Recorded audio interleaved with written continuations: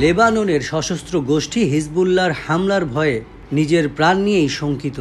গাজায় ধ্বংসযজ্ঞ আর হাজার হাজার ফিলিস্তিনিকে হত্যার নির্দেশদাতা বেনিয়ামিন নেতানিয়াহু হামলার ভয়ে বেশিরভাগ সময় কাটাচ্ছেন বাংকারে।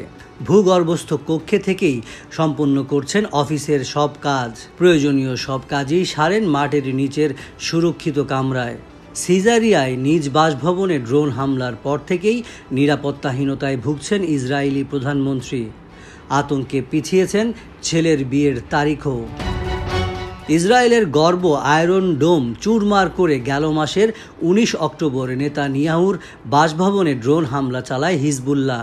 মনুষ্যবিহীন আকাশযানটি আঘাত হানে ইসরায়েলি প্রধানমন্ত্রীর বেডরুমের জানালায়। আংশিক ক্ষতিগ্রস্ত হয় বাসভবন। সে সময় অবশ্য বাড়িতে ছিলেন না নেতানিয়াহু। তবে হিজবুল্লাহর এ হামলার পর থেকে যেন ভয় কাটছেই না ইসরায়েলি প্রধানমন্ত্রীর। আতঙ্কে এখন দিনের বেশিরভাগ সময় বাংকারই কাটান নেতানিয়াহু। ভূগর্ভস্থ কক্ষেই সারছেন আনুষ্ঠানিক কার্যক্রম। ইসরায়েলি সম্প্রচার মাধ্যম চ্যানেল 12-এর বরাত দিয়ে এমন প্রতিবেদন প্রকাশ করেছে সংবাদ মাধ্যম টাইমস অব ইসরায়েল।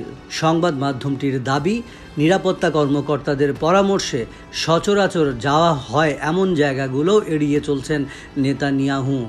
পরিবর্তন করা হয়েছে ইসরায়েলি মন্ত্রিসভার বৈঠকের স্থান। নিরাপত্তা ঝুঁকির কারণে পিছিয়েছে নেতানিয়াহুর বিরুদ্ধে চলমান মামলায় সাক্ষ্য গ্রহণের সময়।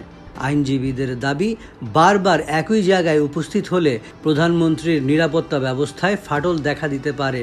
নিরাপত্তা নিয়ে দুশ্চিন্তায় ছোট ছেলে আভনের বিয়ের তারিখও পিছিয়েছেন নেতানিয়াহু।